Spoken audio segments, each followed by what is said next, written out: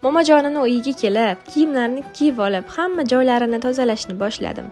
Men momomning qo'lida katta bo'lganman va katta bo'lgandan keyin kelinlari bo'lsa ham imkon bo'lsa momojonlarning ishlarini qilib ketish har bir nevaraning vazifasi deb o'ylayman. Hech e'tibor berganmisiz? Bobo momoning tarbiyasini olgan farzandlari boshqacha bo'ladi. Yo'qchiligida ham, to'qchiligida ham shukr qiladigan bo'lishadi. Ular tayyor, uzoq umr tajribasi bor ustozlar qo'lida bo'ladi-da.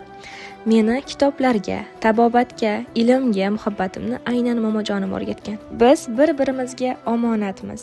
Ayniqsa yoshi ulug' insonlardan duo olib, ularning og'irini yengil qilishga shoshilishimiz kerak. Zero duoda juda ham gap ko'p. Ular qariganida siz ularga yana ham ko'proq kerak bo'lasiz. Men dadamning onasi, ya'ni momojonimga qarardim va rahmatli momom boshqa nevaralarini ham rosa sog'inardilar.